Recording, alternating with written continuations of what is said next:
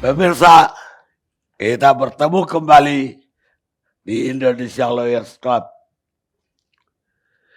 Kali ini kita akan membahas masalah, sebetulnya ini masalah udah berbulan-bulan kali. Tapi maju mundur. Sehingga temanya saya bikin tarik ulur penundaan pemilu 2024. Dimulai oleh Menteri Investasi, Menteri Bahlil, ia melemparkan ide bahwa Presiden layak untuk diperpanjang dengan alasan stabilitas ekonomi dan diinginkan para pengusaha untuk stabil agar pemulihan ekonomi bisa berjalan. Dan ini kemudian diaminin oleh beberapa partai politik, dimulai dari PKB, Muhaimin yang semula malah ikut mencalonkan diri untuk calon presiden 2024, malah belakangan mendorong agar Presiden Jokowi diperpanjang. Kalau nggak 3 periode, ya minimal masa jabatan diperpanjang. Dan kemudian diikuti lagi oleh Partai Golkar. Terakhir, Partai PAN yang baru saja berkoalisi juga ikut mendukung. Ketua umumnya sendiri mengumumkan mendukung untuk perpanjangan. Padahal dari awal Presiden Jokowi mengatakan ini akan menampar, ini sama dengan menampar muka saya, atau mengambil muka kepada saya, atau menjerumuskan saya. Jadi tiga-tiga pilihannya buruk sekali.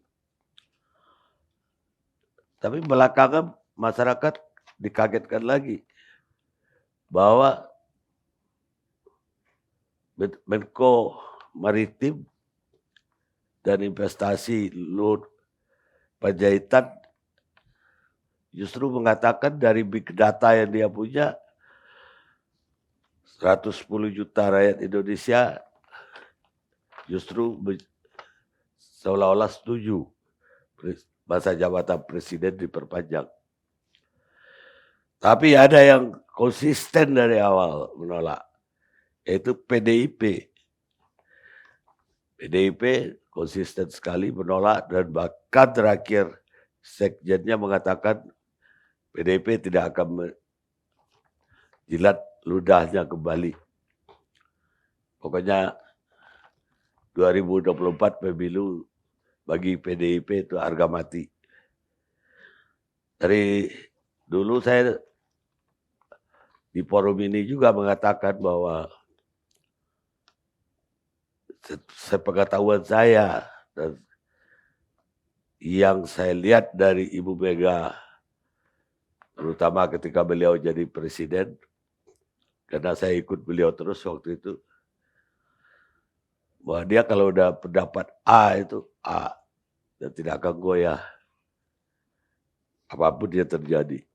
Kalau dia bilang B, ya itulah B. Beda dengan orang politik lainnya, bisa berubah-ubah. Karena itu malam ini saya persilakan Saudara Adian Napitupulu mewakili PDI Perjuangan. Bagaimana saudara sikap PDIP?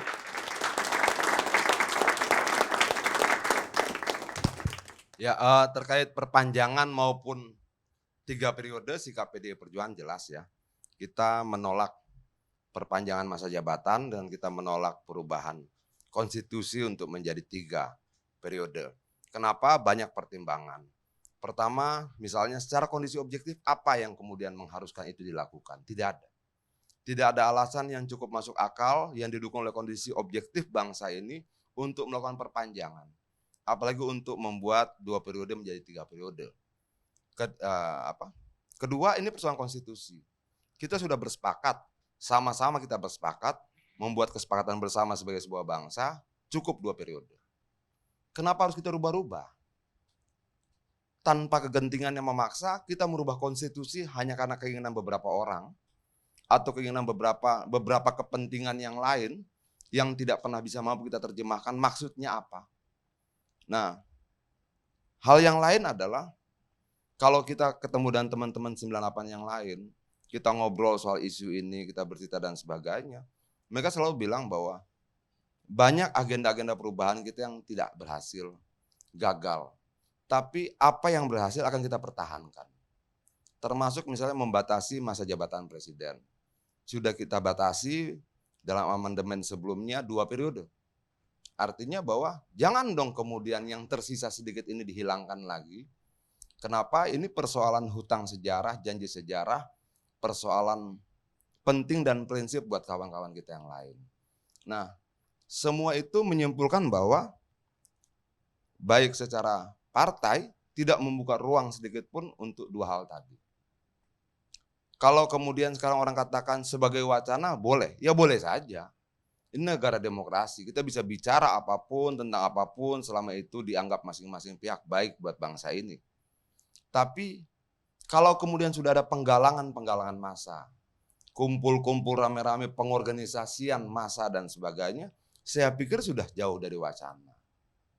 Ini sudah bukan lagi wacana saja, ini sudah ada tindakannya. Nah, kalau kemudian hal itu memancing yang tidak bersetuju terhadap perpanjangan maupun perubahan menjadi 3 periode juga untuk turun ke lapangan, menurut saya jadi tidak sehat. Menurut saya ya, kenapa pada saat ini kita sedang mengalami pandemi? Kenapa sih kemudian kita tidak sama-sama serius urus minyak goreng, urus solar, urus batu bara yang sempat hampir langka juga kemarin. Kenapa sih tidak kita serius mengurus persoalan-persoalan rakyat yang lain? Kenapa sih kemudian ada energi besar yang harus dibuangkan bagi bangsa ini membicarakan sesuatu ide, wacana yang tidak didukung oleh kondisi objektif saat ini? Harus ada kondisi objektif yang sangat genting misalnya. Untuk itu mungkin bisa kita lemparkan sebagai wacana. Di luar semuanya baik-baik saja. Bahwa kemudian ada minyak goreng yang hilang, ayo kita perbaiki. Bahwa kemudian ada solar yang juga berkurang di lapangan, ayo kita perbaiki.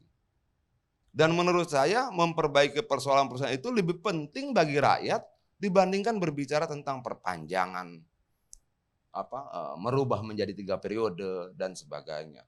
Nah, nanti ada Bang Mukhtar Ngabalin. Harusnya menurut saya kalau kemudian Bang Mukhtar sering sekali mengatakan dirinya merepresentasikan istana misalnya, sampaikan ke istana, hentikan polemik ini. Presiden Jokowi harus tegas katakan sekali lagi bahwa saya tidak bersedia diperpanjang maupun dirubah konstitusi menjadi 3 periode. Itu dibutuhkan oleh rakyat. Rakyat butuh itu. Pandemi sudah mengorbankan banyak hal buat bangsa ini.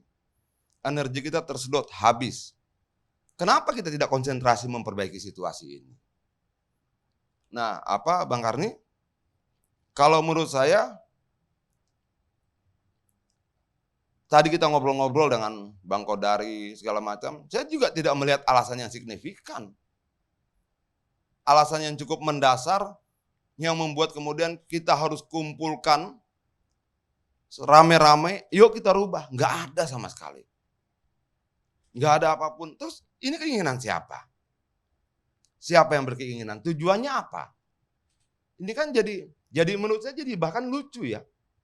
Apakah ada bisnis-bisnis orang tertentu yang mungkin belum terselesaikan perjanjiannya, kontraknya dan sebagainya, sehingga mereka membutuhkan perpanjangan masa jabatan presiden dengan harapan kalau presiden diperpanjang masa jabatannya, bisnisnya selesai, kontraknya berjalan baik, atau apa sih? Nggak ada.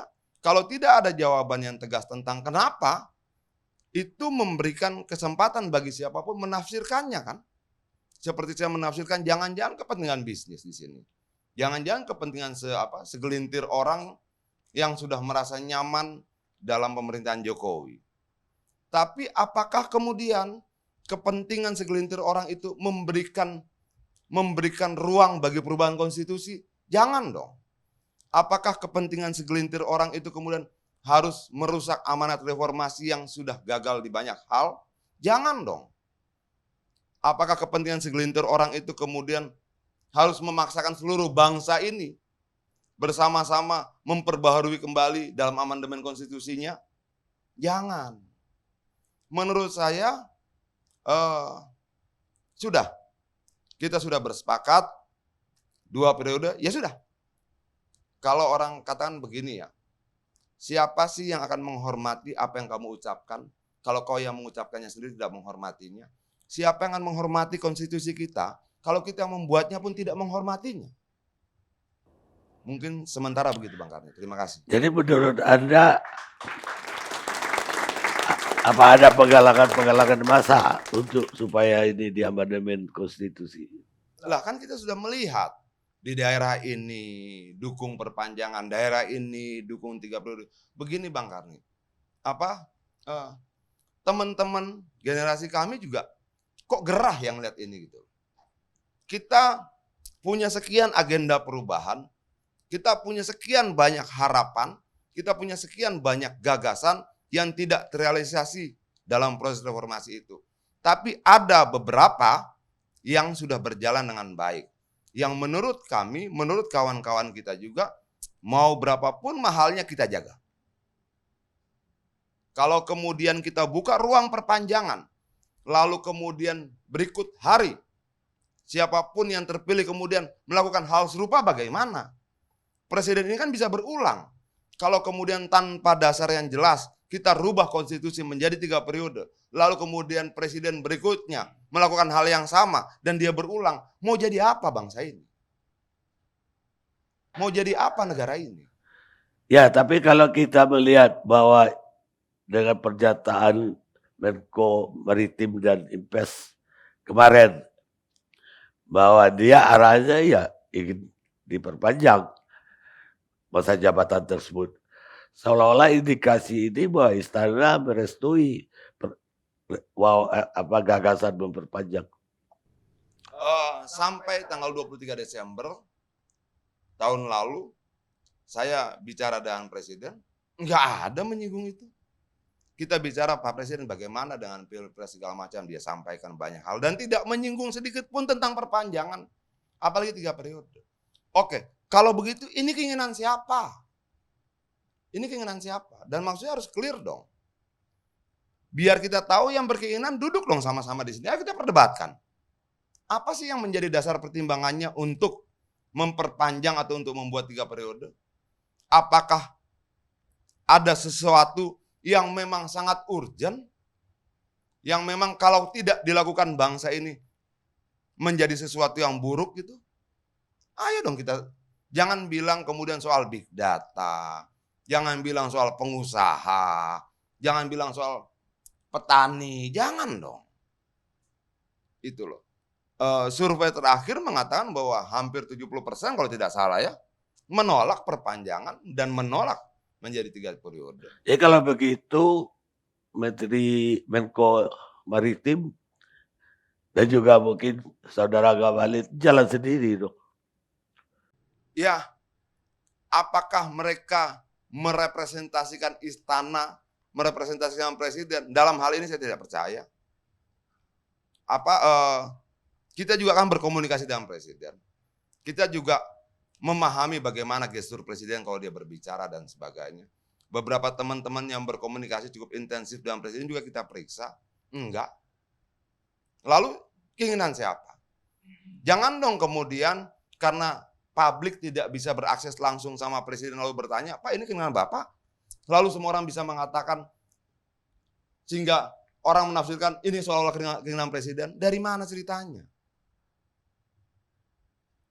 Tapi ada spekulasi juga bahwa PDIP menolak ini call tinggi aja. Jadi kalau nanti dijanjikan menterinya ditambah sekian lagi, dan kemudian ada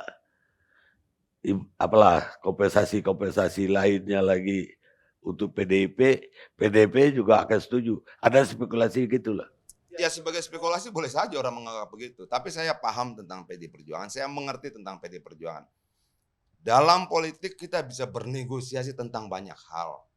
Tapi akan ada di sebuah titik yang kita anggap prinsip yang kita tidak bisa tawar-menawar. Yang kalau menurut istilah sekjen tadi, tidak mungkin kita jilat kembali ludah itu. Baik, pemirsa, tidak hanya PDIP ataupun mungkin PKS yang menolak ide ini. Tapi penolakan ini udah meluas. Bahkan mungkin kali pertama dalam periode ini mahasiswa sampai turun ke jalan. Senin lalu kalau nggak salah. BEM turun ke jalan. Karena itu kita mengundang Ketua BEM UIN 2019, Sultan Rifandi. Ya, terima kasih Bang Karni. Saya adalah bukan salah satu orang yang diklaim oleh salah satu pejabat tentang banyaknya rakyat yang setuju tentang penambahan masa jabatan presiden. Dan saya pikir ini penting untuk disuarakan. Bukan sekedar mahasiswa harus berbicara. Bahkan tukang gorengan yang susah untuk menggoreng tempenya sekalipun harus mengatakan hal ini. Bahkan bukan hanya mahasiswa, semua kalangan masyarakat juga harus tegas bahwa kita tidak setuju tentang wacana penundaan pemilu atau penambahan masa jabatan presiden ini. Nah, berikutnya yang ingin saya sampaikan, saya kok aneh gitu ya Bang Karni ya. Wacana ini kok kian lama, kian menggulir ke banyak sektor, ke banyak tempat, ke banyak pihak. Menteri berbicara soal ini, ketua umum bicara soal ini, kepala desa bahkan berbicara seperti ini. Padahal konstitusi kita sudah tidak ada ruang bagi wacana penundaan pemilu atau penambahan masa jabatan presiden. Jadi sudah tidak ada diskusi lagi seharusnya tentang ya, kalau kita berkaca pada konstitusi kita tentang penambahan masa jabatan presiden. Kita ingat betul betapa tegasnya sikap negara ketika ada gerakan 2019 ganti presiden. Tegas sekali negara pada saat itu. Ini gerakan makar. Tafsirannya macam-macam.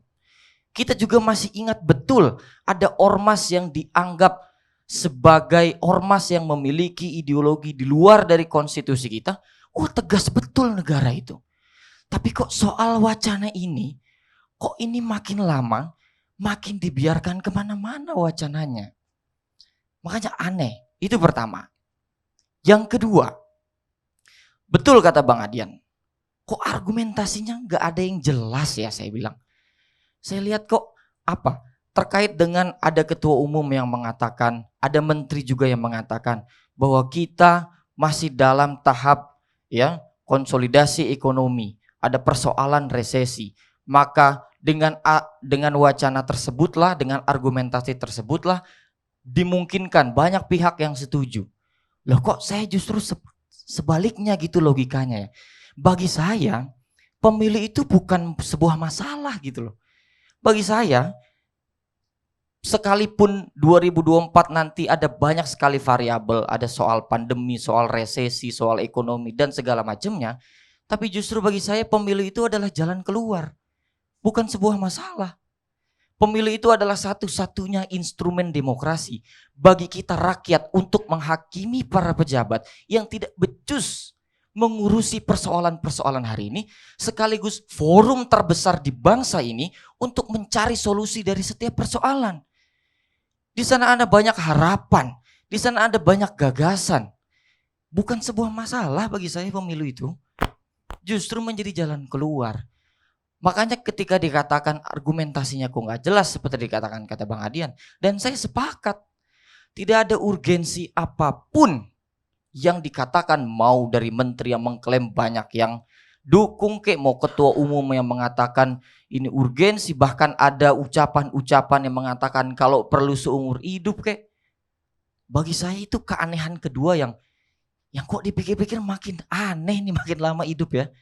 Itu yang kedua. Yang ketiga, sekalipun Pak Presiden sudah menyatakan ketegasan sikapnya. Dulu mengatakan seperti ditampar mukanya. Sekarang mengatakan taat pada konstitusi misalkan. Saya khawatir, dan kekhawatiran ini kan bisa saja meluas, dan kekhawatiran ini bisa kemana-mana wacana-wacananya. Saya khawatir bangsa Indonesia ini ikut masuk ke dalam tren kemunduran demokrasi yang terjadi. Dalam buku How Democracy Die misalkan, bahwa tren kemunduran demokrasi ternyata bukan lahir dari moncong-moncong senjata sekarang, bukan lahir dari kudeta-kudeta sekarang, tapi bisa lahir dari mereka yang dipilih secara demokratis. Dan Pak Presiden Jokowi sekarang ini kan satu fenomena politik yang juga dilahirkan sangat demokratis. Wajah yang demokratis hari ini tersimbolkan dalam Pak Presiden Jokowi. Bagi saya sepakat dengan apa yang dikatakan Bang Adian. Jangan hanya mengatakan taat pada konstitusi, harus menghentikan wacana ini.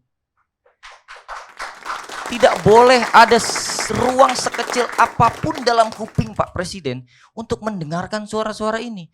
Sekalipun dalam demokrasi, saya sepakat silahkan aja kalau mau bicara seperti itu. Silahkan aja kalau ada yang suara seperti itu.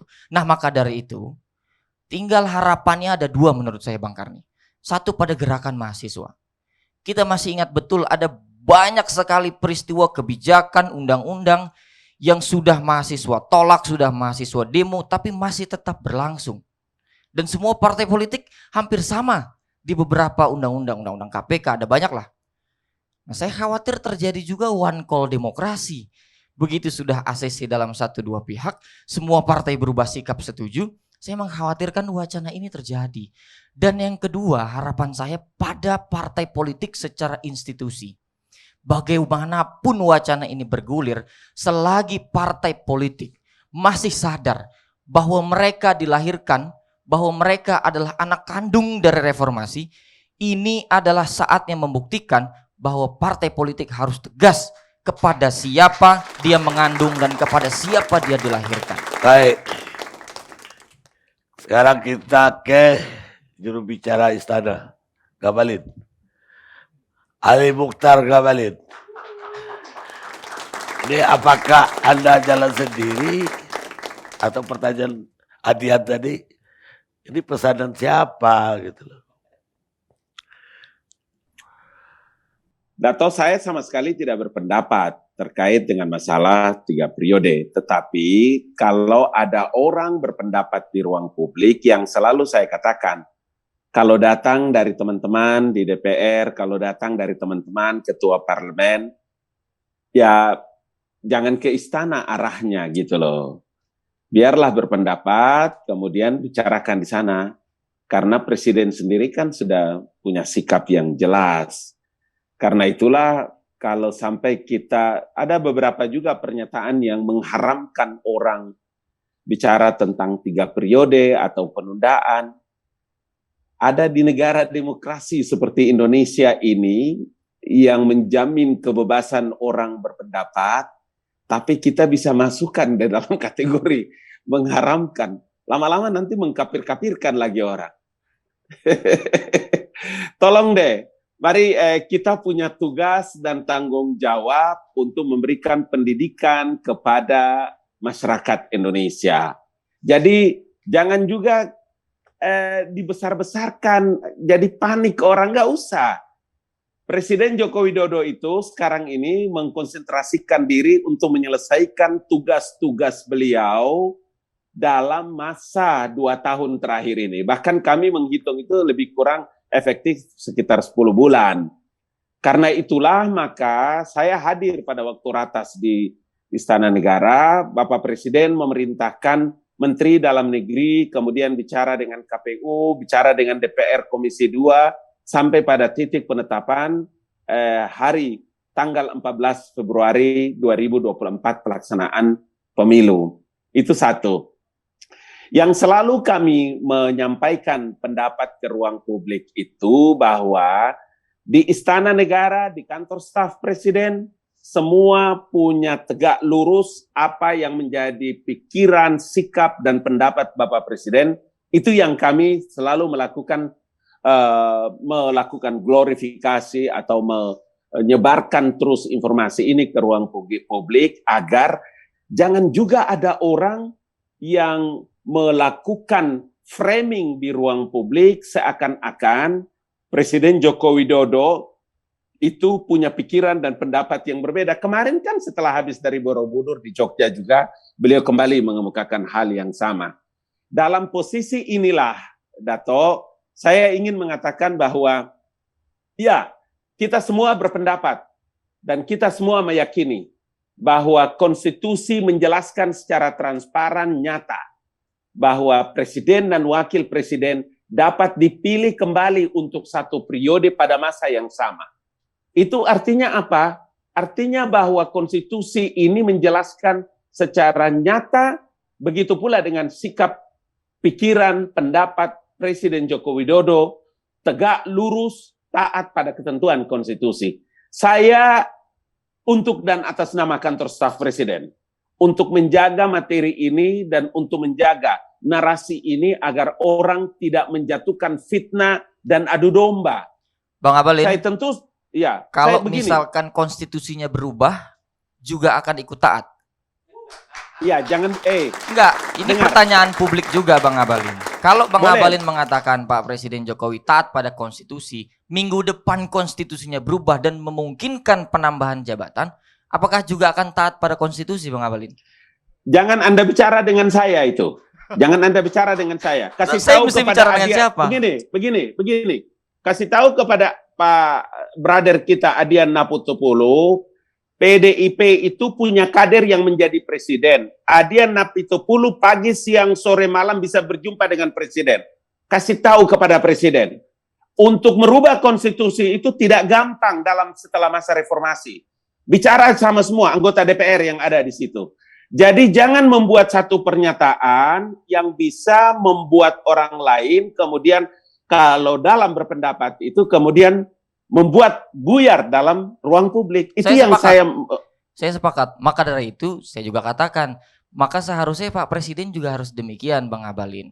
Bahwa kalau taat konstitusi, pertanyaan kita tidak berhenti. Kalau konstitusinya berubah seperti apa?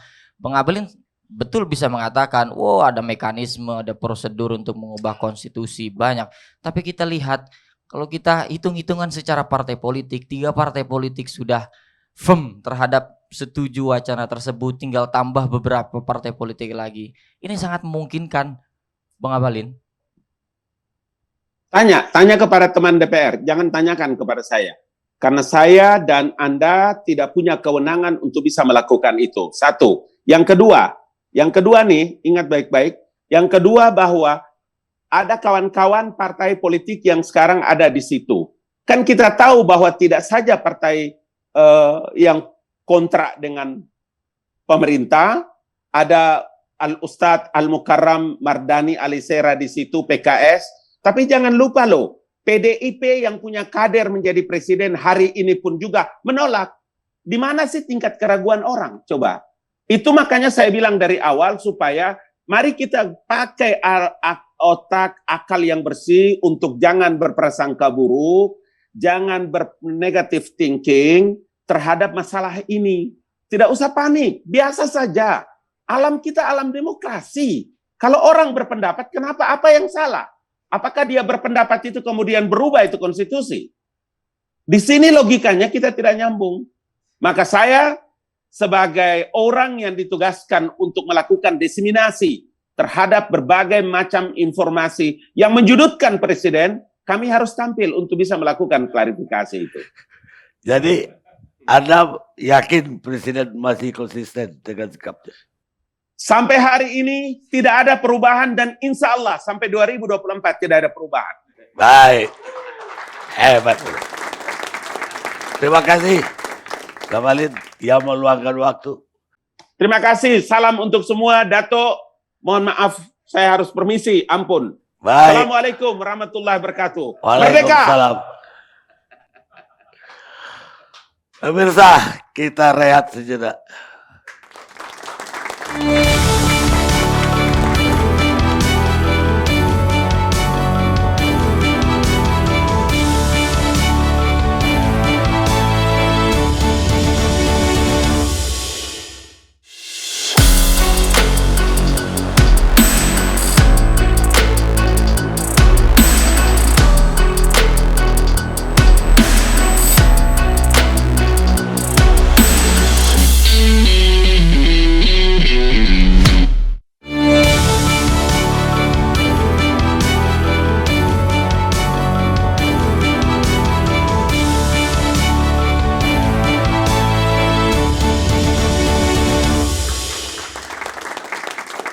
Pemirsa, kita lanjutkan acara kita. Kami rakyat adalah tuan dari Kongres, semua pengadilan, dan Mahkamah Agung. Dan kami tidak akan menggulingkan konstitusi. Tapi kami siap menggulingkan orang yang melecehkan konstitusi. Abraham Lincoln. Apa tanggapan Bung Kudori terhadap pernyataan Abraham Lincoln?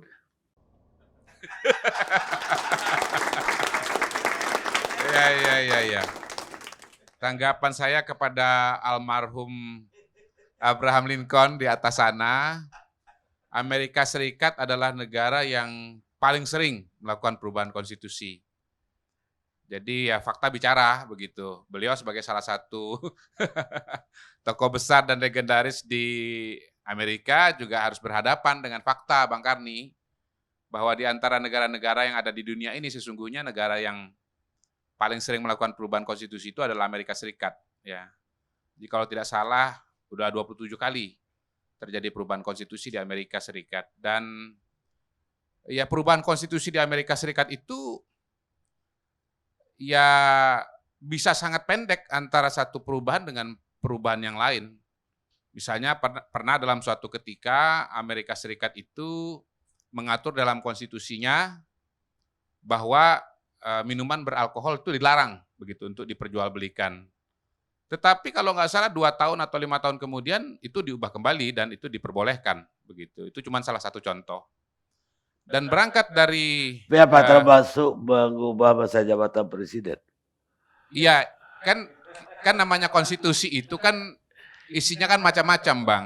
Iya. Dari ujung kepala sampai ujung kaki kan begitu. Jadi kita kan harus proporsional kan.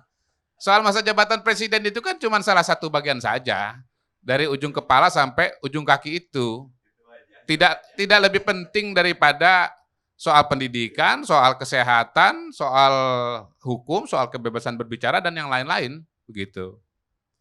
Nah, berangkat dari sana, saya juga ya heran juga mendengar ya Bro Adian ya dan Sultan, Dinda Sultan, yang menganggap seolah-olah konstitusi itu adalah kitab suci, begitu. Tidak boleh diganti, tidak boleh diubah, begitu. Menurut saya pada hari ini yang tidak konstitusional adalah Bro Adian dan Sultan. Karena ya soal perubahan konstitusi itu diatur oleh konstitusi itu sendiri. Ada pasalnya. Jadi Sultan jangan mengharam-haramkan barang yang halal. Ya, Anda masih muda, jangan mengharam-haramkan sesuatu yang halal, begitu loh. Gitu. Iya, saya lanjutin dulu ya, Sultan ya. Itu kan kesannya seolah-olah ini mengubah konstitusi sekarang ini dosa besar begitu. Nah, saya membayangkan bagaimana Bro Adian pada tahun 97 itu di tengah jalan meminta perubahan konstitusi. Ya kan memang Soeharto turunlah begitu, tetapi kan salah satu paketnya itu tentu adalah perubahan konstitusi begitu. Jadi sebetulnya ya Bro Adian pada tahun 97 dengan 2022 ini itu sebetulnya nggak linear tuh, nggak nyambung tuh. Beliau tahun 97 itu bisa mengatakan konstitusi tolong diubah, tetapi pada hari ini mengatakan konstitusi jangan diubah.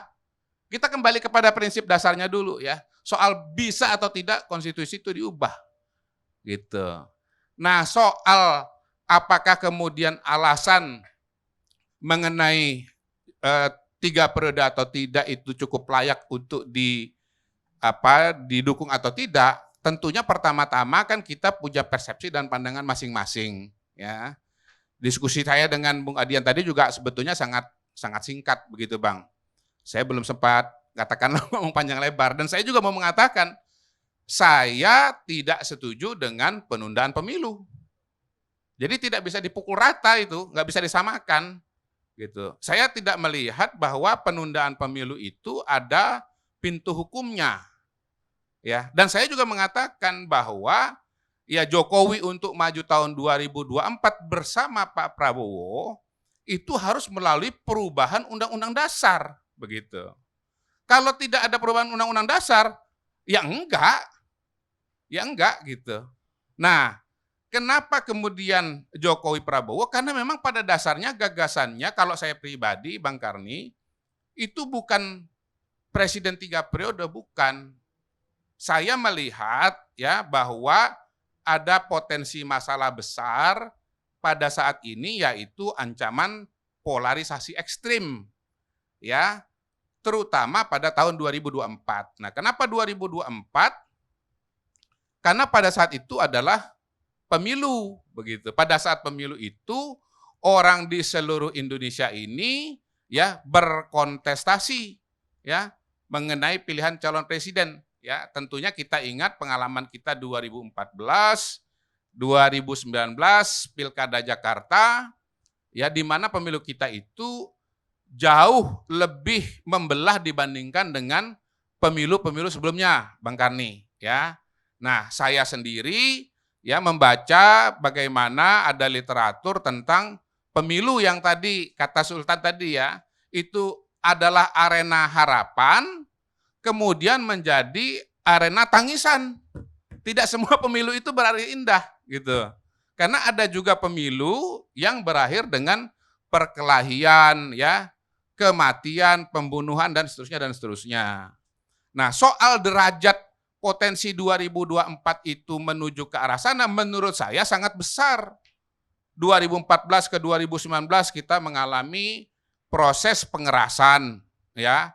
Pilkada Jakarta sekali lagi betapa tegangnya, betapa misalnya ada nenek-nenek meninggal ya, mendukung Ahok, memilih Ahok, lalu kemudian dilarang disolatkan. Pada waktu itu di beberapa titik masjid di Jakarta dicoret-coret yang potensial melahirkan kemarahan ya, yang kemudian bisa melahirkan potensi terjadinya konflik berdarah seperti di Ambon begitu. Nah, kalau konflik berdarah seperti di Ambon terjadi pada saat Pilpres, saya yakin itu akan menyebar ke seluruh Indonesia. Apalagi kita hidup di zaman media sosial di mana ya berita bahkan hoaks menyebar dengan amat sangat cepatnya. Nah, di Ambon, ya ketika situasi normal, kita bisa kirim pasukan dari Surabaya, dari Jakarta, itu pun butuh berbulan-bulan, bertahun-tahun untuk menyelesaikannya. Bayangkan kalau seluruh Indonesia kemudian terjadi fenomena seperti di Ambon itu, ada 50 titik misalnya begitu, bagaimana kita mau memadamkannya? Ujung-ujungnya adalah konflik justru semakin luas, dan bangsa kita akan betul-betul ya bubar, katakanlah begitu.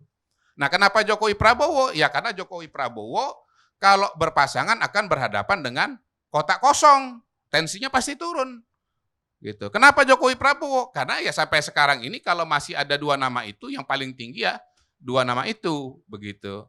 Dan kemudian ya partai politik yang ada di koalisi sekarang ini ya akan mendukung pasangan Jokowi Prabowo, dan sisanya berhadapan dengan tidak cukup untuk mengajukan pasangan berikutnya, sehingga kotak kosong yang akan dihadapi. Dan berdasarkan pengalaman, kalau kotak kosong yang dihadapi, tensi politiknya pasti turun.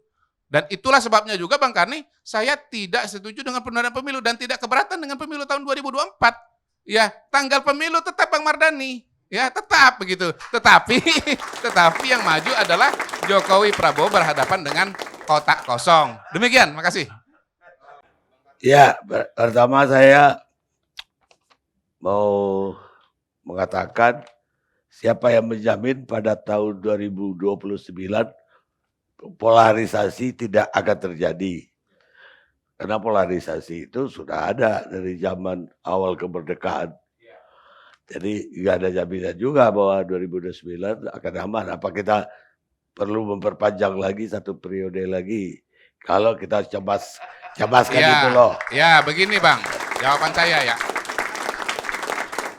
Dengan 2024 ya, berpasangan dan berkoalisi ya, koalisi besar ini poin kedua yang akan terjadi pada saat itu. Akan tercipta koalisi besar kalangan nasionalis dengan Islam tradisional. Nah, dengan koalisi yang besar dan kuat, maka elemen-elemen yang berpotensi untuk melakukan pembelahan-pembelahan seperti pada tahun 2014 dan 2019 itu kekuatannya semakin kecil, semakin kehilangan relevansi, semakin kehilangan pengaruh. Ya, mudah-mudahan di tahun 2029 potensinya jauh lebih kondusif, katakanlah balik ya, seperti Pilpres 2004 gitu kan, 2009, elemen-elemen itu nggak ada lagi gitu loh. Kan ini kan ada istilahnya kotak Pandora yang terbuka ya, dengan fenomena media sosial ya, dengan dinamika politik yang terjadi. Sehingga tahun 2029 kita sudah bisa kembali kepada pemilu yang ya potensi pembelahannya itu jauh lebih minimal dibandingkan dengan sebelumnya. Begitu. Ya Bang Karni boleh. Karena tadi kan saya disebut beberapa kali ya. Membandingkan peristiwa dengan peristiwa menurut saya Bang ya harusnya apple to apple. Ada peristiwa besar, ada banyak korban, ada banyak darah, ada banyak perampasan hak atas tanah rakyat, ada banyak sekali yang kalau kita tuliskan sangat banyak. Kekuasaan yang tidak terbatas dan sebagainya itu. Lalu mau kita bandingkan dengan situasi saat ini. Ini yang menurut saya kok nggak nyambung ya. Itu seperti membandingkan jambu dengan jeruk gitu loh. Duku dengan pisang kayak begitu, nggak nyambung. Saya dari tadi pengen sampai pada titik di mana Abang menyampaikan sebuah alasan yang mendasar. Alasannya Pilkada Jakarta. Satu dari sekian puluh pilkada lain yang baik-baik saja. Yang tidak terjadi seperti itu. Bagaimana mungkin ada satu peristiwa lalu kita katakan bahwa itu menjadi peristiwa secara umum. Ya, kayaknya Abang juga perlu belajar bagaimana menarik kesimpulan. Nah, berikutnya Bang Karni, tidak ada yang mengatakan bahwa konstitusi tidak berubah. Orang katakan bahwa wibawa sebuah keputusan itu tidak lahir bahkan dari siapa yang memutuskan, tapi dari dasar-dasar pertimbangan yang mendasari lahirnya keputusan itu. Ayo, saya pengen dengar, dasarnya apa sih?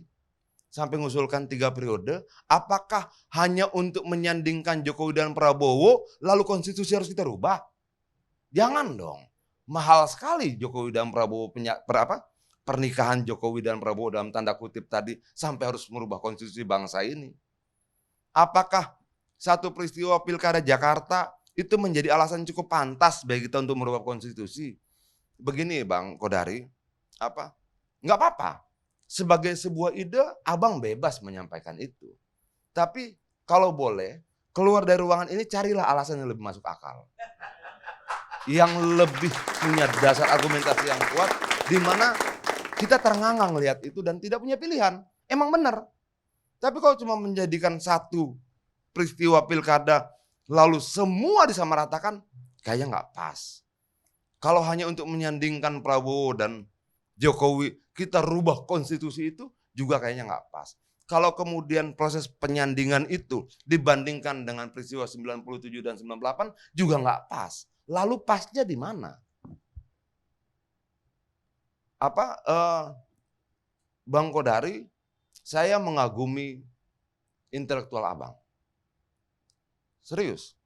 Dan tolong jangan paksa saya kehilangan kekaguman itu dengan argumentasi yang sangat lemah. Terima kasih. Gak perlu jawab, sebelum jawab saya mau tambahin. Iya. Bahwa tahun 99 memang terjadi reformasi sampai konstitusi kita ubah. Tapi kita mengubah konstitusi itu dari kekuasaan tanpa batas menjadi ada batasnya. Sekarang masa batas ini kita cabut lagi. Baik, jawaban dari Bang Karni dulu ya. Pertama, ini bukan dikembalikan tanpa batas. Tetap ada batasan. Tetap ada batasan. Batasannya dari 2 menjadi 3, Bang. Ya, jadi tetap ada batasan ya, beda ya. Itu satu, ya. Yang kedua, Bang Adian ini beliau terpukau oleh kata pilkada gitu. Padahal bukan pilkada yang jadi poin saya. Poin saya adalah panggung besar ya yang bernama pertarungan politik ya. Jakarta di situ bukan sebuah pertarungan pilkada, bukan itunya. Yang sama dengan misalnya pilkada katakanlah di Bulukumba misalnya ya, atau Bang. misalnya di Banyuasin, ya. Izin Poin mengerti. saya adalah, saya selesaiin dulu ya. Poin saya adalah pilkada Jakarta itu satu-satunya pilkada di mana skalanya itu setara dengan pilpres. Atensi publik, atensi media, ya, pembelahan politik yang terjadi, ya, itu setara dengan pilpres. Nah, karena dia setara dengan pilpres, maka pilkada Jakarta itu bukan hanya melibatkan orang Jakarta. Tidak. Pilkada Jakarta itu dibicarakan dan membelah seluruh Indonesia. Kok tahu? Saya orang Palembang, ya, kecil di Palangkaraya, saya sekolah Palangkaraya, alumni di Palembang, alumni di Lampung, kuliah di Jakarta. Sampai sekarang saya masih berhubungan dan tergabung dalam grup-grup WA misalnya. Teman-teman saya di Kalimantan, teman di Lampung, teman di Palembang, dan apa pada saat pilkada? Yang dibicarakan pada saat pilkada, yang dibicarakan di WA grup itu adalah pilkada Jakarta yang ikut membelah seperti Pilpres 2014 dan 2019 gitu loh. Bahwasanya skala persoalan di tahun 98 bagi Brother Adian jauh lebih berat dibandingkan dengan prospek masalah 2024, yaitu hak beliau. Kan orang mau merumuskan langkah itu tergantung kepada masalah yang dia lihat. Beda orang, beda masalah. Ya, masalah saya dengan Bung Hensat berbeda. Akibatnya kan, ya kan, langkah kami dalam kehidupan kami berbeda-beda, begitu. Sama aja dengan nanti ya partai politik ketika mau merumuskan satu undang-undang, jangankan isi undang-undang, undang-undang mana yang akan dijadikan prioritas prolegnas kan beda-beda. Begitu loh. Kok jangan heran dengan perbedaan pendapat, ya, jangan heran dengan perbedaan prioritas. Ya itu yang saya sampaikan. Mian, makasih. Yang terakhir nih ya, soal beliau kehilangan respect terhadap intelektualitas, bukan masalah saya. Saya tidak mencari penghargaan atau kekaguman dari siapapun juga gitu kan. Jangankan dari seorang laki-laki, dari seorang perempuan lain pun saya nggak perlu kekaguman itu. Apalagi dari seorang laki-laki seperti beliau.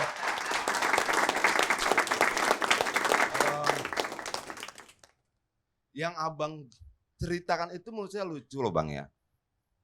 Ini terjadi polarisasi segala macam. Seolah-olah kita tidak percaya pada kemampuan TNI Polri kita. Ada sosial media menyebarkan ini segala macam. Kenapa tidak kita bicara sama Menkominfo? Kenapa kita tidak bicara sama Badan Cyber? Kenapa tidak bicara? Kenapa solusinya rubah konstitusi? Itu yang menurut saya jadi apa ya? Apa problem dan solusi nggak nyambung. Ada konflik di sana di sini. Ya kita bicara soal TNI dong. Apa kita perkuatkah persenjataannya? Apa kita perbaikikah strukturnya? Kita ganti orangnya, pindah sana, pindah sini, segala macam. Tapi solusinya tetap bukan perubahan konstitusi. Abang tadi bicara saya Palembang. Oke, kita bicara. Bapak saya Batak, ibu saya Cirebon, saya lahir di Manado, kecil di Kota Mobagu, SD di Barabai, besar di Jakarta. Istri saya orang Solo. Saya juga masuk ke grup WhatsApp itu. Tapi apakah kita masuk ke grup WhatsApp itu juga menjadi argumentasi yang kuat untuk mengatakan rubah konstitusi? Kan enggak juga. Apa maksudnya? Kasihlah. Bukan, ya artinya kita juga membaca itu. Dan setelah sekian tahun Pilkada DKI, kayaknya baik-baik saja. Bahwa dalam proses belajar demokrasi, belajar untuk menjadi dewasa dalam bernegara, dalam berbangsa, akan ada proses itu dilewati. Ya kita lihat saja sebagai sebuah dialektika kebangsaan, toh. Dan sekali lagi, dialektika itu tidak menjadi argumentasi yang kuat untuk merubah konstitusi. Dan saya juga tidak lihat teman-teman mahasiswa kemudian mengharamkan dalam tanda kutip perubahan konstitusi. Tidak ada kalimat itu dari mereka. Abang menyimpulkan terlalu jauh. Kekaguman saya bang, dalam konteks kita sama intelektual. bukan dalam konteks perbedaan gender. Jadi jangan juga disamakan seolah kekaguman itu kekaguman dari gender yang berbeda. Terima kasih. Bang Karni, menambahkan nih Bang Karni. Sedikit tadi nama saya disebut juga soalnya Bang Karni. Tadi kan persoalannya polarisasi kata Bang Kodari. Kok apakah sesempit itu solusinya dengan mewacanakan Jokowi Prabowo gitu loh. Ada banyak tema-tema diskusi untuk mencarikan solusi dari masalah itu gitu loh Bang Kodari. Kita bisa misalkan memperbaiki kualitas partisipasi politik publiknya. Kita juga betul kata Bang Adian, keamanannya ditambahkan. Kalau perlu ya presidential thresholdnya 0% Bang Kodari nyapres gitu ya. Itu juga bisa menjadi salah satu jalan untuk mengurangi dari masalah yang kata Abang polarisasi. Dan saya nggak pernah menyebutkan mengharamkan yang halal. Saya nggak mengatakan tidak diperbolehkan amandemen, enggak. Tapi konstitusi kita hari ini, ibaratnya begini, kalau sholat maghrib 3 rakaat, nambah 1 rakaat, itu udah sesat Bang namanya. Sekian. Baik, sekarang salah pakai ilustrasi sholat tadi kan jauh banget, itu kan ajaran agama. Iya, itu yang nggak relevan tuh ya. Kalau sholat dari maghrib dari 3 jadi 4 tuh nggak relevan itu. Loh kok nggak relevan? Kan iya, konstitusi kita sekarang rulesnya kan bagaimana? Itu agama. Saya bilang kan itu konstitusi ilustrasi. kita kan bukan Seandainya agama. itu ilustrasi. Iya. Kamu paham ilustrasi kan? Iya, sekarang konstitusi tapi kita bisa disamakan. Loh, sesudah saya bilang kita ini bicara konstitusi bukan kitab suci. Tadi, Anda membawanya ke kitab suci. Yang kedua, berapapun jumlah calon akibat 0%, ujungnya nanti akan 2 pasang, akan polarisasi. Karena justru ya, ini matematika dasar nih, makin banyak calon, 100% itu makin terpecah gitu. Dan makin sulit untuk terjadi yang namanya kemenangan dalam satu putaran. Jangan lupa bahwa dalam Pilpres Indonesia, kemenangan itu baru diakui kalau di atas 50%. Jadi justru pikiran 0% menghasilkan tidak ada polarisasi, pikiran yang sangat sesat. Ya, makasih. baik. Sekarang gilirannya udah diganti itu. Karena Edri Satrio. Bismillahirrahmanirrahim. Assalamualaikum warahmatullahi wabarakatuh. Kalau saya tegas Bang Karni, hashtag 2024 gantian. Jadi saya tambahin dikit, kalau gitu Hensat sudah jadi aktivis juga seperti Kodari. Jangan pengamat lagi, udah aktivis dia. Cuman beda tema aja. terserah aja lah Bang Kodari mau ngomong apa. Mudah-mudahan aja. Jadi gini, kenapa saya berangkat dari 2024 gantian? Tadi sudah disampaikan oleh Bang Adian, kemudian Bang Abalin, Bang Kodari bahwa ini tentang konstitusi itu. Nah, pada saat ide-ide dikeluarkan tentang perubahan konstitusi yang ada kaitannya dengan perpanjangan masa kekuasaan, itu kan penundaan pemilu 3 periode kan perpanjangan masa kekuasaan. Walaupun penundaan pemilu emang lebih bahaya dibandingkan 3 periode karena 3 periode masih ada pemilunya. Penundaan pemilu nggak ada pemilunya. Terima kasih. Bukan, gue bukan dukung lo Bang. Ini ada aja. Dan hashtag itu nggak membuat Anda jadi aktivis kok itu.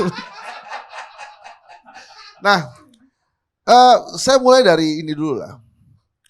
Tadi Bang Kodari menyampaikan premis-premis yang seolah-olah Indonesia ini sampai hari ini ribut terus gitu Bang Kodari.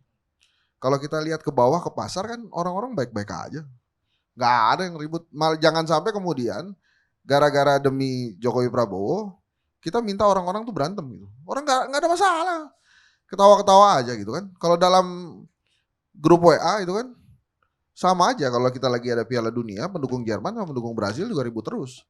Coba begitu Piala Dunia selesai udah aman gitu. Dan kemudian solusinya Jokowi Prabowo itu udah satu kubu Bang. Jadi nggak akan memecahkan masalah polarisasi. Begitu Jokowi Prabowo ya udah itu 2 orangnya gitu. Jadi kalau Jokowi Prabowo itu jadi beneran, Henry Satrio nyalon lah jadi cawapres minimal Bang Karni. Asal jangan lawan kota kosong gitu. Dan saya yakin saya bisa menang gitu. Yakin banget saya. Jadi jangan menggunakan premis-premis yang menurut saya nggak pas juga gitu. Orang-orang lagi baik-baik aja terus terusan dibilang polarisasi berantem. Tentang politik identitas. Dari dulu juga ada politik identitas. Buku-buku tentang politik identitas, Huntington tulis dan lain-lain tulis. Itu ada terus. Bahkan identitas itu diletakkan kok dalam logo partai politik. P3. Iya. Jadi itu nggak mungkin akan berbeda. Kemudian tentang Pilkada Jakarta, saya setuju sama Bang Adrian, sampai hari ini baik-baik aja. Gitu. Giring aja mungkin yang kerepotan gitu sama Jakarta. Yang lain baik-baik aja. Nah terus hoax-hoax yang ada misalnya, itu kan juga sudah diselesaikan, yang katanya nggak mau disolatkan dan lain-lain, itu kan cuma perkara pasang spanduk aja. Jadi menurut saya sudah selesai. Ya itu tadi Bang Kodari mau ngomong 3 periode sih silakan aja. Tapi saya enggan untuk mengomentari itu karena memberikan panggung lagi buat Pak Kodari untuk bercerita hal-hal mimpi-mimpi dia tadi itu gitu. Jadi udah. Terus kemudian penundaan pemilu. Pada saat penundaan pemilu ini dikatakan bukan dari istana. Tapi orkestrasinya itu kan semuanya datangnya dari istana. Pak Bahlil menteri. 2 kali dia bicara. Hari ini pun dia bicara lagi. Pak LBP menteri juga. Jadi kalau ada orang bilang bukan dari istana, jangan kebawa-bawa ke istana, agak sulit juga. Karena orkestrasinya dari sana. Penundaan pemilu ini buat saya, yang pertama, meremehkan kecerdasan rakyat Indonesia. Gitu ya. Kenapa? Ya orang udah tahu nggak ada masalah apa-apa. Apa misalnya COVID. Nah 2020 itu jangan sampai kemudian dituduh gara-gara Mas Gibran sama Bang Bobi mau maju, maka COVID khusus 2020 pada saat pemilu nggak ada tuh COVID.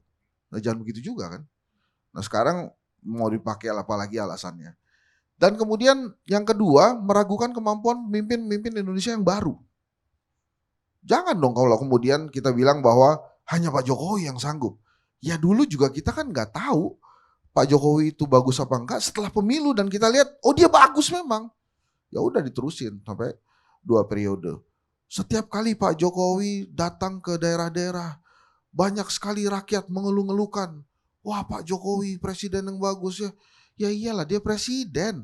Saya yakin Bang Karni yang presiden ILC itu kalau ke daerah-daerah juga digituin juga.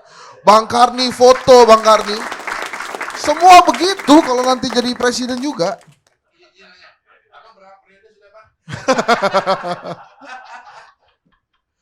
Bang Karni ini presiden yang negerinya sudah tidak ada sinyalnya. Dia bikin negeri baru sekarang.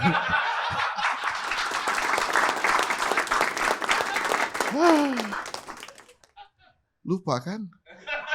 Nah, jadi kalau soal dielulukan semuanya pun begitu. Bang Adian Apitupulu kalau ke daerah dapilnya juga dielulukan. Kalau nggak dielulukan kan pusing juga. Dulu ada apa dengan konstituen saya. Nah, jadi itu. Kemudian kenapa saya menginisiasi hashtag 2024 gantian? Tuh ada 3 aja tujuannya. Yang pertama, saya ngasih tahu ke penguasa bahwa rakyat nggak setuju. Yang kedua, saya ngasih tahu ke rakyat yang tidak setuju bahwa yang nggak setuju juga banyak. Jadi temannya banyak. Yang ketiga, yaitu tadi, jangan meremehkan kecerdasan rakyat Indonesia. Jadi sekali lagi kalau ingin menyampaikan ide-ide yang ada kaitannya dengan mimpi-mimpi personal itu, ya gunakanlah premis-premis yang tepat sehingga masuk akal. Kalau menurut saya pribadi, ya sekarang ini ada satu masalah besar lagi kenapa penundaan pemilu ini muncul terus Bang Karni. Masalah trust kepada pemerintah dari rakyat. Makanya jungkir balik Bang Ali Mokhtar Ngabalin ngasih tahu, jangan tarik-tarik persoalan ini ke Pak Jokowi. Pak Jokowi sudah bilang. Padahal saya bilang, andaikan Pak Jokowi mau berkata, saya tetap mengikuti jadwal pemilu 14 Februari 2024. Masalah ini selesai, tidak sampai 10 detik bicara itu. Tapi dia tidak katakan itu. Nah, kenapa kemudian masyarakat tidak percaya? Itu kan ada masalah trust. Pak Jokowi bilang kereta cepat tidak pakai APBN, akhirnya pakai APBN juga. Dan beberapa case-case lainnya. Nah masalah trust inilah yang akhirnya membuat kita kembali bertanya-tanya. Ini seperti tadi yang disampaikan oleh Bang Adian. Ini maunya apa sih sebetulnya? Makanya saya angkat topi salut kepada Bu Mega yang sudah dari awal nggak setuju ini penundaan pemilu. Jadi apalagi beberapa hari ini kan kita juga kebingungan ini sebetulnya.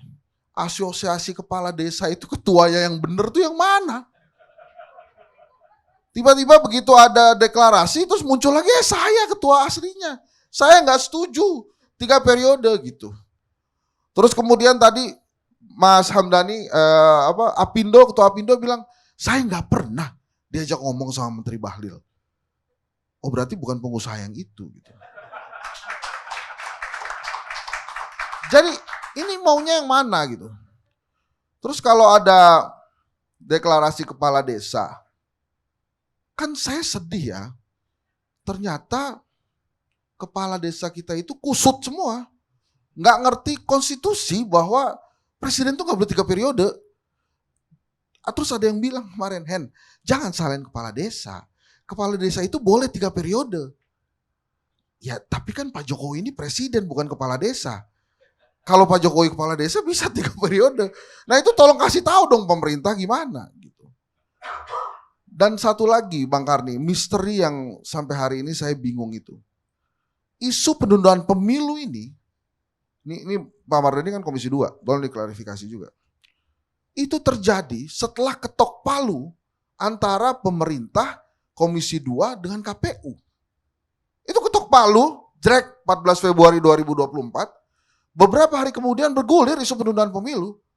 Jadi saya, dalam hati saya itu Pak Tito, itu diintimidasi Pak Mardhani dan kawan-kawan apa gimana tuh?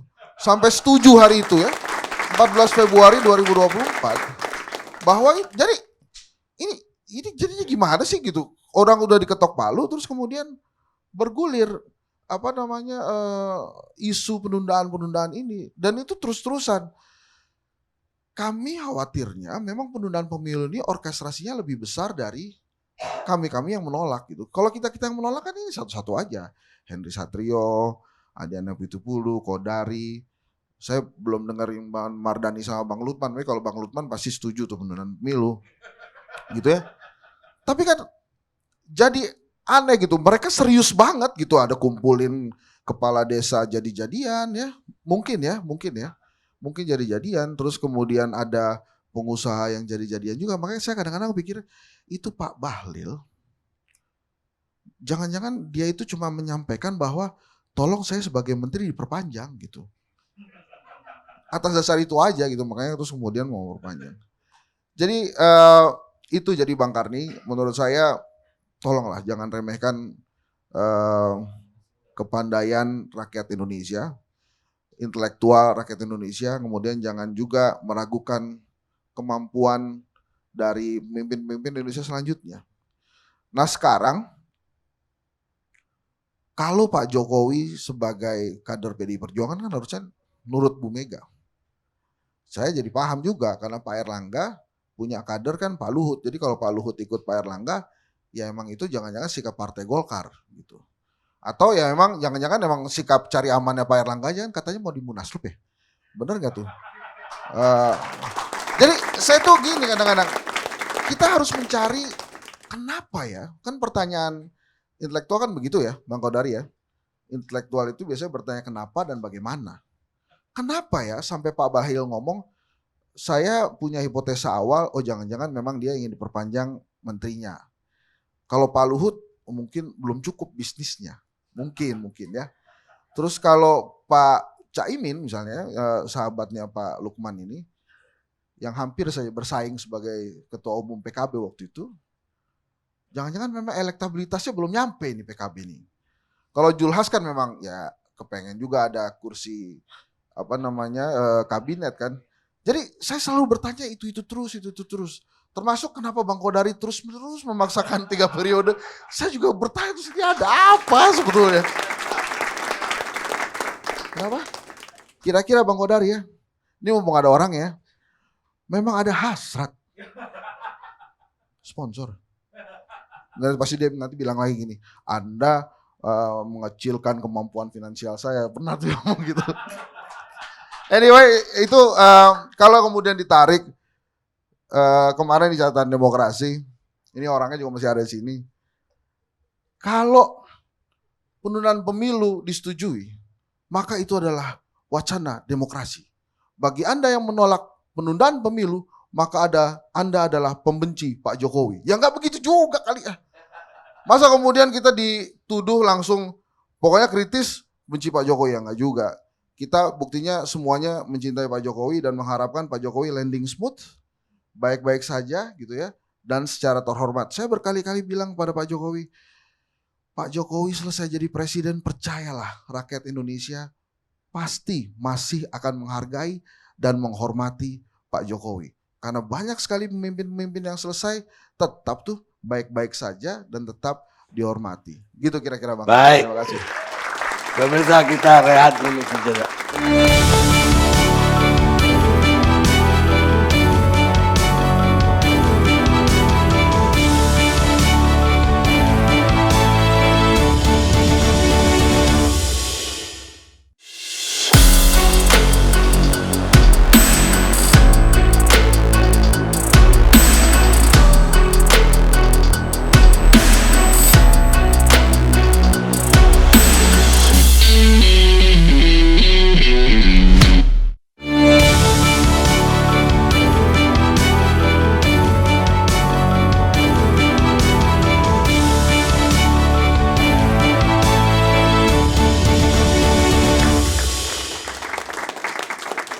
Pemirsa, kita sampai di akhir acara. Propaganda yang diulang-ulang itu sama saja dengan kebohongan yang diulang-ulang. Dan kebohongan yang diulang-ulang lama-lama akan diyakini oleh pendengarnya sebagai kebenaran. Joseph Goebbels, Menteri Propaganda Nazi. Sekarang pertanyaannya sama politisi Partai Kebangsaan Lukman Edi. Saya kira publik masih ingat Pilkada DKI itu ditunda sampai 2024 dengan alasan itu untuk efisiensi. Efisiensi juga. Dan sebuah partai mengaminin itu. Nah sekarang kalau presidennya dipilih ditunda 3 tahun, efisiensinya udah hilang dong. Kalau pilkada sama pemilu kan beda rezim. Iya, tapi Karena kan undang-undangnya berbeda. itu disatukan dengan pilpres demi efisiensi. Iya, kalau rezim pemilu itu pemilihan DPR, pemilihan DPD, presiden dan wakil presiden. Kalau pilkada, pemilihan kepala daerah itu undang-undangnya sendiri berbeda dengan pemilihan presiden dan wakil presiden. Iya, tapi kan disatukan tahunnya. Ya, itu soal keserentakan karena memang ada perintah dari Mahkamah Konstitusi bahwa keserentakan itu ya keniscayaan harus dilaksanakan karena ya pertimbangan efisiensi dan lain sebagainya. Efisiensi. Ya. Nah sekarang jadi nggak efisien dong kalau ditunda. Pilkada itu kan ditunda itu karena efisien. Nah kalau pilpresnya ditunda bisa jadi soal efisien juga, ya. Sama-sama soal efisien ini. Bukan hilang efisiensinya. Sama-sama soal efisiensi. Jadi saya komentari yang di mana nih, Bang Karni? Komentari yang Ya dari Biro Humas atau yang mana? Humasnya dari- Nazi atau yang mana nih? Mas dari Menteri Propaganda. Ya, kalau dulu kan propaganda, sekarang humas lah kira-kira. Begini, saya mungkin mau bergerak satu langkah lagi ke depan, Bang Karni, ya. Soal mendukung perpanjangan atau penundaan pemilu itu, menurut saya sudah tergambar. Ya, Bang Hendri nggak bisa dipaksa. Memang Bang Hendri lagi menggerakkan semua civil society untuk menentang ide-ide dan wacana itu, ya. Tapi Bang Hendri nggak boleh lantas menutup wacana itu berkembang. Ya silakan saja, ini bagian dari negara demokrasi. Ya, justru negara demokrasi itu kalau wacana itu dikerangkeng itu bukan demokrasi namanya ya. Wacana boleh-boleh saja. Nah, saya ingin menyatakan bahwa ya menurut saya dan saya baca, saya dengar dari Pak Presiden tegak lurus dengan konstitusi. Ya. Kalau misalnya di challenge hari ini Pak Jokowi memilih perpanjangan masa presiden atau penundaan pemilu atau pemilu 2024, pasti Pak Jokowi mengatakan pemilu 2024 karena memang konstitusi mengaturnya sedemikian. Ya. Begitu juga sebaliknya.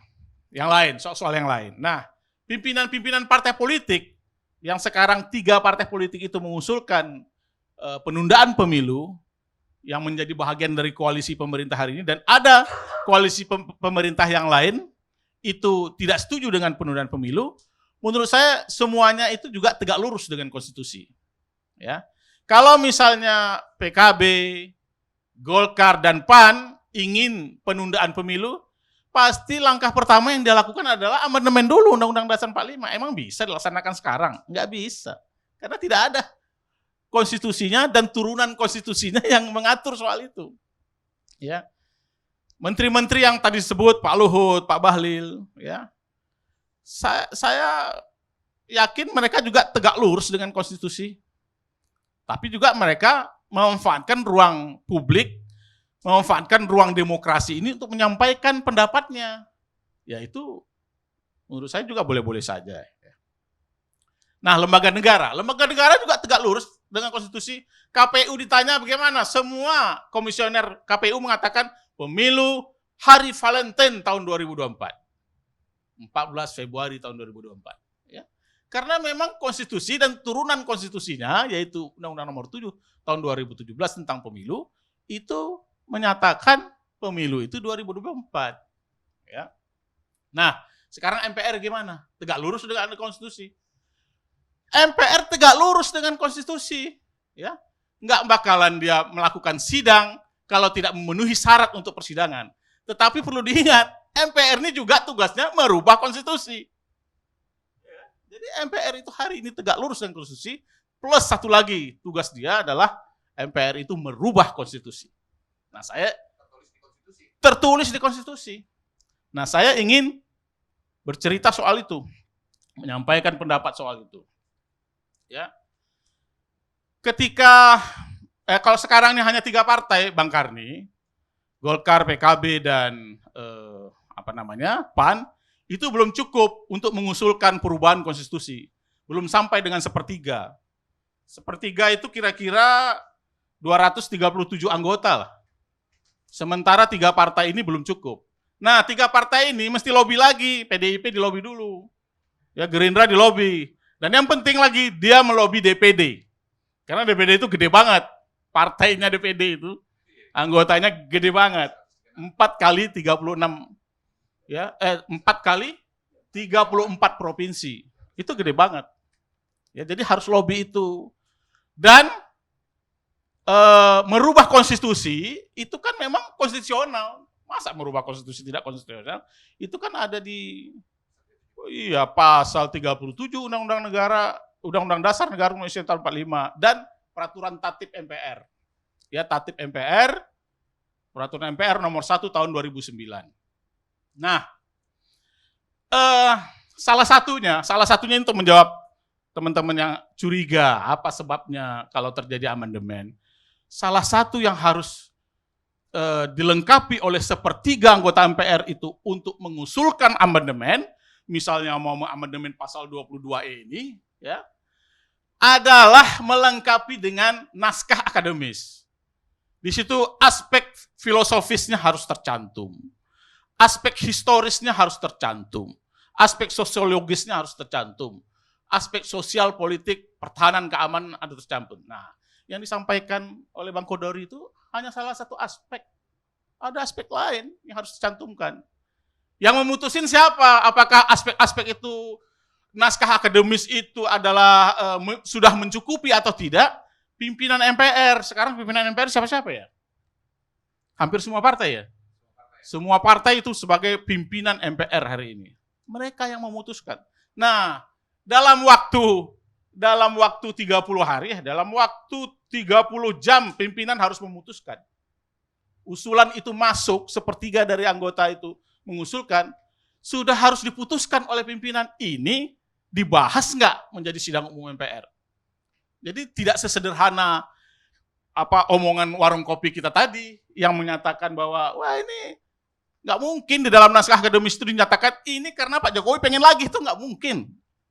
Ya, nggak mungkin dalam naskah akademis itu dinyatakan bahwa ya secara spesifik misalnya kasus pilkada sini, kasus itu nggak mungkin. Pasti aspek-aspek disampaikan itu sangat normatif, aspek-aspeknya sangat akademis. Ya, nah sekarang apa kira-kira pertimbangan-pertimbangan? Ya sedikit bocoran lah, misalnya kalau memang partai-partai atau sepertiga anggota itu ingin menyampaikan amandemen terhadap Undang-Undang Dasar Negara Indonesia 45 khusus mengatur soal perubahan pemilu ini, pasal 22E ini. Ya.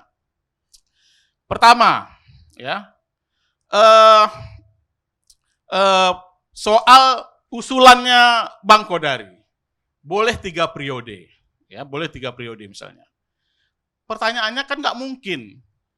Kita belum tahu Pak Jokowi mau nggak kalau kita buat 3 periode, ya boleh presiden itu menjabat. Kan belum tentu Pak Jokowi mencalonkan diri lagi untuk periode yang ketiga. Dan belum tentu juga menang. Kalau dia mencalonkan diri lagi, belum tentu juga ada menang. Siapa yang menjamin sekarang itu bisa menang? Ya, itu konsekuensi dan harga yang harus dia hitung, Pak Jokowi hitung. Ya, dia sudah 2 periode jadi presiden. Terus mau calon lagi, ikut calon terus kalah. Di mana letak mukanya? Itu hitungannya mesti matang, Pak. Kalau enggak jadi bulan-bulanan. Ya. Nah, itu yang pertama. Yang kedua, misalnya proyek perpanjangan atau penundaan pemilu. Apakah benar? Itu kan begini. Memang soal penundaan pemilu itu tidak ada dalam konstitusi kita. Nggak ada dalam Undang-Undang Dasar Negara Indonesia tahun 45, Bang Kodari. Itu nggak ada. Yang ada di Undang-Undang Pemilu. Di Undang-Undang Nomor 7 tahun 2017. Saya masih ingat nih sama Pak Ustadz ini membahasnya. Kenapa? Sebabnya tafsir. Ini original intent. Karena saya ketua pansus waktu itu, Pak. Beliau ini anggota pansus Undang-Undang Pemilu.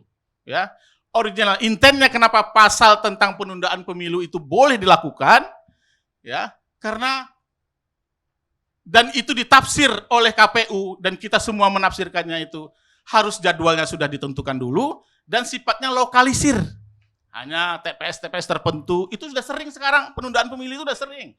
Ya, tunda 1 minggu ada, tunda 1 bulan ada, tunda 3 bulan ada, bahkan ada kabupaten yang tunda setahun di Sumatera Utara. Tunda setahun pemilu. Tapi itu lokalisir sifatnya. Jadwal pemilu umumnya tetap, tapi karena ada kerusuhan, ada bencana alam, uangnya nggak ada, daerah tersebut ditundalah pemilunya. Ya, ditunda pemilunya, pilkadanya itu ditunda. Nah, soal penundaan pemilu ini dalam konstitusi kita tidak ada. Nah, kalaupun ada usulan amandemen soal penundaan pemilu, pasti ambil dari pasal Undang-Undang Nomor 7 tahun 2017 ini, dimasukkan di dalam Undang-Undang Dasar. Pasti itu dilakukan oleh anggota MPR nanti. Ya, karena ada kerusuhan, ada bencana alam. Lah kalau memang suatu saat nanti benar-benar ada kerusuhan, ada bencana alam, apa payung hukumnya untuk menunda pemilu? Di dalam konstitusi kita nggak ada. Oleh sebab itu, secara secara normatif, sebenarnya kalau amandemen itu adalah dalam rangka untuk melengkapi hukum yang mengatur di dalam konstitusi kita, ini wajar juga pasal ini dimasukkan di dalam Undang-Undang Dasar Negara Indonesia tahun 45. Apakah ini pasal titipan Pak Jokowi? Belum tentu. Emang nanti pada tahun 2004 ada bencana alam. Emang kita ini dukun memperkirakan 2004 ada megatrust? Enggak mungkin. Emang kita dukun menyatakan bahwa nanti akan ada kerusuhan tahun 2024? Enggak. Belum tentu juga Pak Jokowi itu diperpanjang masa jabatannya. Tapi undang-undang kita sudah mengatur, undang-undang dasar kita, konstitusi kita sudah mengatur soal itu. Nah, saya kira itu tracknya jelas, roadmap-nya jelas. Kalau memang misalnya wacana penundaan pemilu dan wacana masa jabatan bertambah 3 periode itu ada, maka tracknya jelas. 3 partai ini ataupun partai manapun ataupun perseorangan di MPR itu menyusun kekuatan, membuat usulan tertulis kepada pimpinan MPR minimal 1/3, buat naskah akademisinya, ada aspek historis, filosofis, sosiologis, aspek sosial, politik, keamanan, semuanya harus dicantumkan. Pertimbangannya masuk akal, terjadilah amandemen atau sidang umum MPR itu. Ini mau memasukkan soal GBHN-nya PDIP saja dalam amandemen yang kelima Undang-Undang 45, sudah berapa tahun keliling Indonesia? Sudah berapa tahun keliling Indonesia DPD itu? Keliling terus, MPR itu keliling terus. Melakukan sosialisasi, ketemu dengan kekuatan-kekuatan social society yang ada di bawah untuk ditanya, kira-kira perlu nggak masuk GBHN? Pasti juga itu akan dilaksanakan oleh MPR dan fraksi-fraksi yang mengusulkan untuk perubahan dalam konstitusi kita. Saya kira gitu Bang Karni. Nah, mahasiswa gimana? Yang sekarang ini menentang. Oke, kita debatkan itu. Ada ruang bagi mahasiswa, bagi civil society yang lain untuk memperdebatkan substansi dari perubahan Undang-Undang Dasar 45 itu kalau memang itu terjadi. Jadi jangan pernah kita itu mengkerangkeng juga wacana itu timbul ya, karena itu bahagian dari tugas yang harus dilakukan oleh partai politik untuk melakukan agregasi terhadap pendapat masyarakat. Partai politik atau fraksi itu konsekuensinya juga besar kalau misalnya pendapatnya itu bertentangan dengan kemauan rakyat ya. Awalnya 15% bisa turun menjadi 10% gara-gara tidak sesuai dengan keinginan masyarakat. Kami PKB pemilu 2019 difitnah sebagai partai penista agama. Ya, karena gara-gara milih orang yang tidak setuju oleh sebuah kekuatan yang lain. Harapannya kan kalau tidak sesuai dengan konstituen PKB, pasti PKB itu turun. Karena ini PKB ini kan basisnya NU. Islam moderat, ya. Islam tradisional. Dimasukkan dengan isu penista agama pasti akan turun, tapi enggak, nyatanya naik itu. Gitu loh. Jadi nyatanya enggak naik. Jadi bagi partai-partai politik punya mekanisme sendiri untuk mengagregasi pendapat rakyat itu. Pasti suara mahasiswa didengar. Tapi suara yang didengar oleh partai politik itu menurut saya lebih clear karena kiri, kanan, atas, bawah dia dengar semua. Tidak kiri saja yang dia dengar, tidak kanan saja yang didengar. Semua pihak didengar. Pihak yang setuju dan pihak yang tidak setuju. Saya kira itu Bang Karni. Hai, Bang Karni, saya mau nanya ke itu boleh? Nanya. Ya, nanya. Bang Lukman, kenapa kemudian pemerintah ikut-ikut menyuarakan penundaan pemilu? Kalau Bang Menurut Lukman saya, aja nggak apa-apa, kan partai politik betul. Menurut gitu. saya tuduhan bahwa pemerintah terlibat Oh, terhadap isu ini bukan itu terlibat. terlalu pagi. Bukan terlibat, pertanyaan ikut-ikutan. Iya, ikut-ikutan juga itu terlalu pagi. Karena apa? Bang Henry ngomong soal Luhut yang ngomong, ya, bahwa dia secara pribadi setuju untuk penundaan pemilu. Bang Henry nggak pernah cerita Kiai Ma'ruf Amin yang wakil presiden yang istananya di sebelah istana presiden itu, dan dia juga orang nomor 2 di Republik ini, menyatakan tidak setuju terhadap penundaan pemilu. Ya dia nggak tahu kali rencana Pak Luhut. Ya, saya kira ini omongan kita kan bukan omongan warung kopi, Bang Oke, Henry, ya. bukan Bang Luhut Jadi lah. udahlah, jangan tuduh Pak Bahlil, pemerintah. Pak Bahlil. Jangan tuduh. Pak Bahlil kan bagian dari itu juga. 1 orang Luhut tambah 1 orang Bahlil belum sama dengan 1 orang Kiai Ma'ruf Amin. Tapi gede nih, terus-terusan. Iya. Maksudnya ngumpul di sini, ngumpul Nah, di situ. kalau soal kepala desa, ya mungkin kepala desa, perangkat-perangkat desa hari ini, memang Pak Jokowi kan agak terhadap pembangunan pedesaan itu agak luar biasa beliau itu. Ya. Iya. Karena di masa Pak Jokowi lah dana desa itu melompat luar biasa. Walaupun undang-undangnya itu di masa Pak SBY. Tapi komitmen untuk mengeluarkan dana desa yang sekarang dinikmati oleh desa-desa itu gede banget itu di masa Pak Jokowi. Ya Mas, mungkin perangkat-perangkat desa itu saya merasa nanya itu aja. merasa nyaman dengan Pak Jokowi. Lantas ada beberapa yang nyelutuk, wah Pak Jokowi sambung lagi gitu ya, 3 periode itu apa gitu. baik. Dia cuma gangguin aja cuma. Sekarang Mardani Alisera. Kasih Bang Karni. Bismillahirrahmanirrahim. Alhamdulillah. Allahumma sholli ala Sayyidina Muhammad. Amma ba'd. Selamat malam dan salam sejahtera untuk kita semua. Kesan saya, Bang Karni, ini udah mulai ada gaya Orde Baru. Gaya Orde Baru. Lingkaran sekitar presiden, walaupun tadi Pak Lukman bilang tidak bisa disamakan, tapi terus menerus. Ya. Pak Luhut itu selalu ada bersama Pak Jokowi hampir dimanapun. Bahlil dipercaya menteri baru. Gitu. Pak Erlangga Hartarto Menko, gitu. Walaupun berkapasitas sebagai Ketua Umum Golkar. Pak Zulhas dan lain-lain. Lingkaran sekitarnya suaranya terorkestrasi. Mulai ada kasus Abdesi sekarang ini yang paling saya khawatirkan karena penggalangan dan mobilisasi dalam tanda kutip mulai terjadi. Dulu pun seperti itu. Gitu. Kayak seperti ada cipta kondisi. Izin Pak Lukman, saya melihat orkestrasi ataupun pendapat tadi tidak bisa dibilang lurus dengan konstitusi secara ruhnya. Kecuali, Bang Karni, kalau yang menyampaikan itu akademisi, anggota dari API, Asosiasi Pengetahuan Indonesia, dengan dasar yang kuat bahwa perlu ada amandemen. Misal, antara pusat, provinsi, kabupaten, kota, kita tidak terorkestrasi dengan baik. Makanya saya lebih apresiasi teman-teman PDIP yang tegas ingin mengamandemen untuk mengembalikan GBHN. Bukan urusan dengan 3 periode, apalagi penundaan pemilu yang buat saya sesat. Karena konstitusi kita pemilu dilaksanakan tiap 5 tahun sekali. Gitu. Nah, jadi gaya Orde Baru ini berbahaya.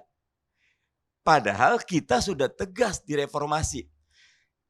Jangan cuma bicara, nyuwun sewu, apa yang disampaikan, tapi behind the text-nya. Ada barusan tadi saya ditanya lagi sama wartawan. Ada survei dari satu lembaga. Pak Jokowi 40% loh, berarti bisa. Tutup itu semua. 2 periode itu titik karena hasil dari perenungan sejarah kita. Puncaknya di reformasi.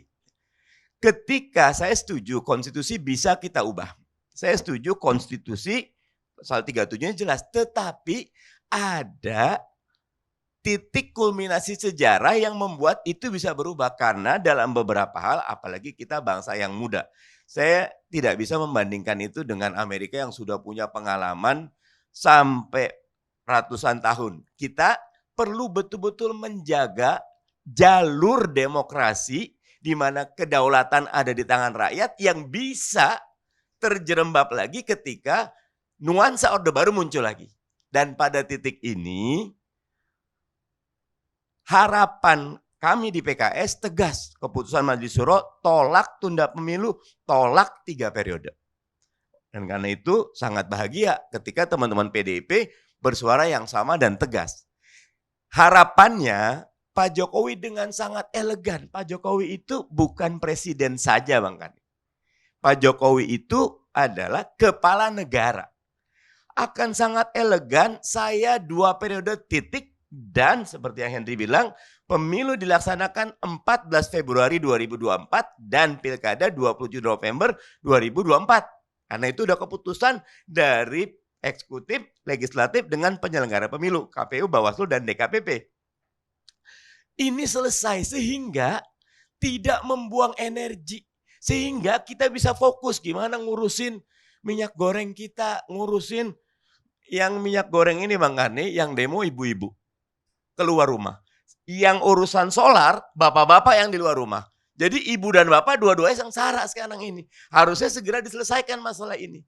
Dan nyuwun sewu, karena Presiden Pak Jokowi adalah petugas partai, mungkin bisa titip nih sama Bang Adian untuk segera mengingatkan dengan suara tegas, ayo hentikan diskursus yang tidak berguna. Saya tetap husnuzon dengan Kodari bahwa Jokpro niatnya agar tidak ada pembelahan. Tetapi 2020 kita berjalan pilkada, dengan sangat masif dan tidak ada pembelahan, kontestasinya jalan seperti sekarang. Jadi perlu ditegaskan, politik bukan cuma panggung dalam tanda kutip orang-orang yang ingin mencari kepentingan-kepentingan jangka pendek, tapi politik jadi panggung pendidikan bagi bangsa ini, bagi rakyat ini, bagi masyarakat ini. Karena itu tolak 3 periode, tolak penundaan. Begitu Bang Karni. Baik. Kata penutupnya udah dari 2 ketua partai, jadi udah mau mewakili. Pemirsa, dalam sejarah Amerika awal-awal, saya ulangin lagi cerita ini. Presiden George Washington itu didaulat oleh rakyatnya agar mau memperpanjang masa jabatannya. Dia presiden pertama dan dianggap sebagai pahlawan dan dia seorang jenderal. Sehingga betul-betul berpengaruh. Dan gubernur-gubernur Amerika ketika itu suaranya jelas untuk dia. Tapi justru dia menolak.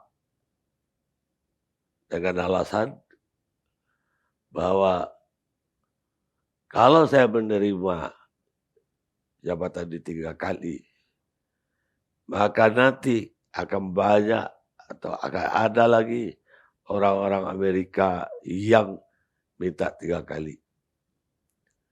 Dan karena itu sampai hari ini, kecuali ketika Roosevelt memerintah, tidak satupun presiden Amerika yang dipilih lebih dari 2 kali. Hanya Roosevelt karena waktu itu Perang Dunia Kedua dan juga karena waktu itu terjadi krisis ekonomi di Amerika. Kita ketemu ILC yang akan datang.